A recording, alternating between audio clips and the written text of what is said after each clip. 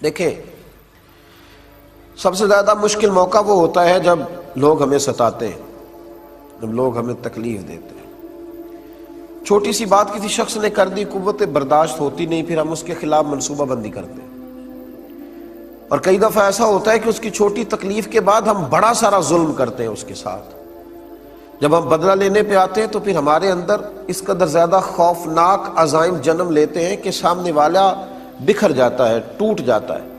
لیکن اگر ہم تھوڑی دیر حوصلہ کریں، تھوڑی دیر ہم، بھائی وہ جو زیادتی اس نے کی تھی اور تو نے 11 گنا بڑھ کے کر لی، تو اب تو بہت بڑا ظالم ہو گیا، اس کا ظلم تو تیرے ظلم میں دب گیا، تو نے بڑی تکلیف دی۔ اب وہاں اگر تو صبر کر جاتا، اگر تو احتیاط کر لیتا، تھوڑی دیر احساس کرتا، تو پھر تجھے خیال ہوتا کہ اس نے ظلم کیا ہے تو پھر قیامت کے دن اللہ مجھے بدلہ بھی عطا کر دے گا۔ لیکن جب تو نے خود سارا کچھ کر لیا اور بڑھ کے ظلم کر لیا، اب تو وہ مدعی ہو گیا اور تو ہے اس کا ملزم بھی اور مجرم بھی۔ اس لیے میرے بھائی تھوڑا احتیاط اگر کر لیا جائے، اور پھر یہ بھی یاد رکھیں، ممکن ہے کہ آج اس کے ساتھ زیادتی ہو رہی ہے وہ کمزور ہو، لیکن قیامت کے دن وہ طاقتور ہو جائے گا۔ ممکن ہے آج وہ غریب ہو، لیکن قیامت کے دن رب کریم اسے مالا مال کر دے گا، اللہ اسے قیامت کے دن طاقتور کر دے، پھر تم نے بدلہ دینا ہے۔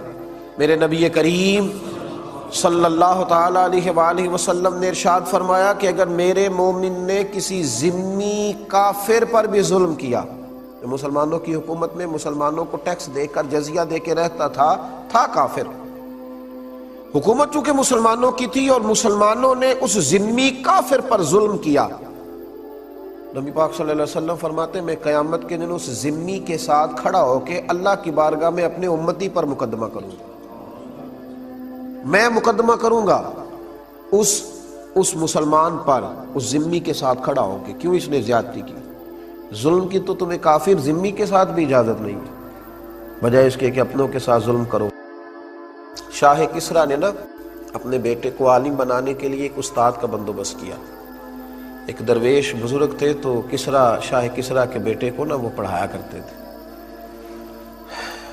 اس دور کے جو اخلاقیات تھے، جس طرح کی بھی تعلیم تھی، وہ پڑھاتے رہے، استاد صاحب پڑھاتے رہے، زمانہ استاد اللہ تبارک و تعالیٰ سے ڈرنے والے تھے،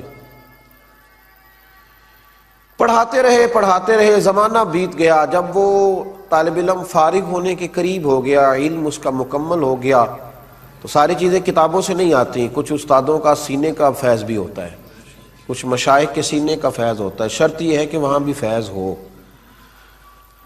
سینے کا فیض بھی ہوتا ہے۔ تو بزرگوں نے کیا کیا کہ اس شہزادے کو، چونکہ بادشاہ کا بیٹا تھا، شہزادہ تھا، تو اس شہزادے کو ایک دن جب وہ فارغ ہو گیا نا تعلیم سے، تو اس کو بلایا اور بلا کے کمرے کے اندر بند کیا، اندر سے دروازہ لگایا، پھر ہاتھ میں درہ پکڑا، زور زور سے اس کی پشت پر درے مارنے شروع کی، اتنے درے مارے کہ وجود پر نشان پڑ گئے، سخت تکلیف اس کو ہوئی، اذیت کا شکار ہو گیا، اور جب بہت زیادہ اسے مار پیٹ لیا، وہ پوچھتا رہا میری غلطی، آپ کیوں مجھے مار رہے ہیں؟ تو کہا کوئی غلطی نہیں۔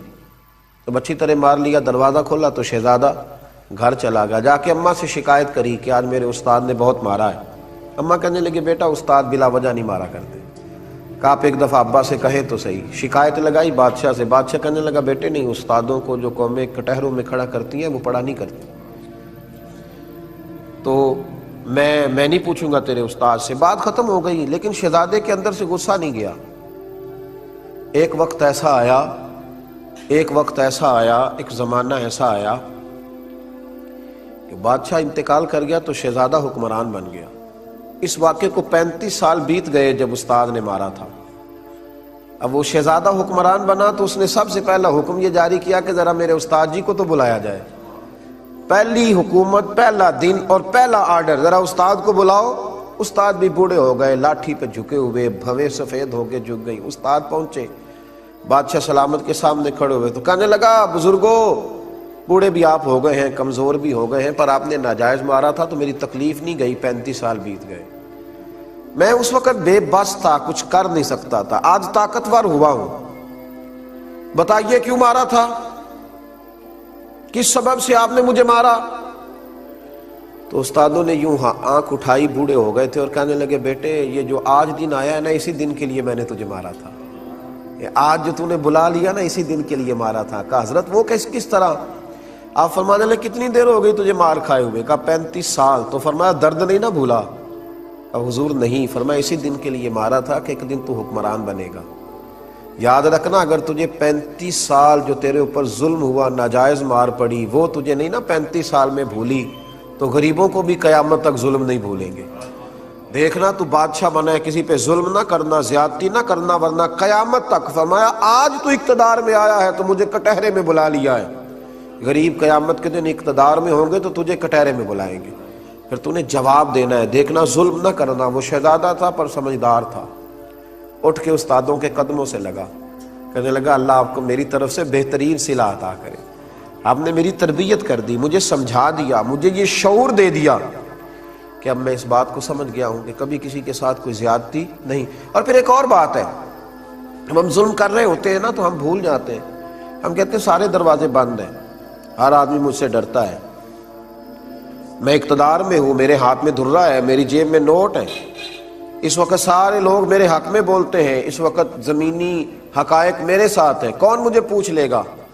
حالانکہ یہ وقت زیادہ لمبا نہیں چلتا، کوئی بھی نہ دیکھ رہا ہو تو عرش کا مالک تو دیکھ رہا ہوتا ہے نا، رب کریم تو دیکھ رہا ہوتا ہے نا، اللہ تبارک و تعالیٰ تو جانتا ہے نا یہ زیادتی کر رہا ہے۔ اللہ حضرت وہب ابن منبہ رحمت اللہ علیہ فرماتے ہیں بنی اسرائیل کا ایک شخص تھا بادشاہ، اس نے محل بنانا تھا،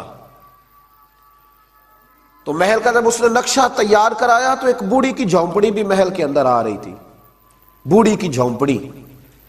تو وہ بادشاہ نے اس بوڑھی خاتون سے کہا کہ یہ جھونپڑی میرے ہاتھ بیچ دو، میرے محل کا نقشہ خراب ہوتا ہے۔ وہ خاتون کہنے لگی کہ میں بیاہ کے یہاں آئی تھی، چاہتی ہوں کہ میرا جنازہ ہی یہاں سے اٹھے، تو مہربانی کرو مجھے تکلیف نہ دو، میں پکا ہوا پھالوں، پتہ نہیں کب دنیا سے چلی جاؤں گی، مجھے اسی گھر میں رہنے دو، بیوہ ہوں، لاوارث ہوں، اولاد میری ہے نہیں، مجھے یہیں رہنے دو۔ لیکن جب لوگ ظلم پہ آئے ہوتے ہیں تو پھر انہیں یہ ساری چیزیں نظر نہیں آتی۔ اس نے کہا تجھے الگ سے مکان بنا دیں گے، 11 گنا رقم دے دیں گے، تو یہ میرے حوالے کر دے، مجھے دے دے۔ اب وہ بوڑھی خاتون تھی، یہ بزرگ جو ہوتے ہیں انہیں اپنی جھونپڑیوں سے بڑا پیار ہوتا ہے، بچے گاؤں سے چلے جاتے ہیں شہر میں، لیکن دادا جان کہتے ہیں کہ میرا یہیں دل لگتا ہے، دادی اماں کہتی ہے کہ مجھے بیٹا یہیں رہنے دو، یہی مجھے وقت گزارنے دو۔ اس بوڑھی سے جب ضد کی تو بوڑھی کہنے لگی کہ میں نہیں جاؤں گی چھوڑ کے۔ اب تو اس نے باہر بھی گھر سے نکلنا چھوڑ دیا، اپنے گھر کے اندر رہتی کہ میرا کوئی مکان نہ گرا دے۔ بادشاہ نے 4-5 لوگوں کا ذمہ لگایا کہ جب خاتون گھر سے نکلے نا تو اس کی جھونپڑی گرا دینا۔ وہ بیچاری کسی حاجت طبی کے لیے، ضرورت کے لیے گھر سے باہر نکلی تھی کہ بلڈوزر آ گیا۔ وہ بڑے دن گھر میں رہی، لیکن جیسے ہی نکلی تو بڑی بڑی کرینیں آ گئی، اس غریب کی جھونپڑی گرا دی گئی۔ کچھ گھنٹوں کے بعد جب وہ لوٹی تو جس گھر میں زمانے بتائے تھے وہ گھر زمیں بوس ہو گیا، وہ گھر ٹوٹ گیا۔ اب اس نے درد کے ساتھ ایک چیخ ماری، اور حضرت وہب ابن منبہ کہتے ہیں کہ دعا اس نے ان لفظوں کے ساتھ کی، کہنے لگی اے اللہ میں تو موجود نہیں تھی پر تو تو موجود تھا نا، اے مالک میں تو موجود نہیں تھی پر عرش کے رب تو تو موجود تھا نا، تو تو دیکھ رہا تھا، یہ کیسے ہوا؟ فرماتے ہیں جب اس ماں نے اس درد سے دعا کی، میرے محبوب نے فرمایا جب مظلوم دعا کے لیے ہاتھ اٹھاتا ہے تو آسمان دروازے کھول دیتا ہے۔ جب اس نے کہا نا کہ اے اللہ تو تو موجود تھا، تو رب کریم نے فرشتوں کو حکم دیا کہ یہ سارے کا سارا علاقہ زمیں بوس کر دو، اس بادشاہ کا تخت زمین سے اٹھا کے پلٹ دو، یہ ساری بستی تباہ کر دو۔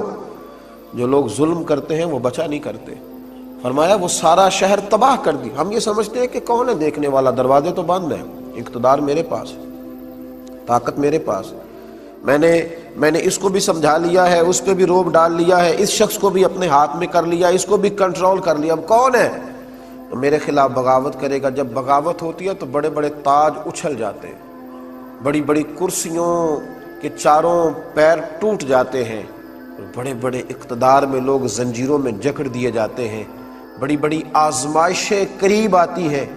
ظلم نہ کریں کبھی بھی، اللہ تعالیٰ عہدہ دے، اقتدار دے، طاقت دے، دولت دے تو اسے اپنی سیاست نہ سمجھیں، اسے خدا کا فضل سمجھیں۔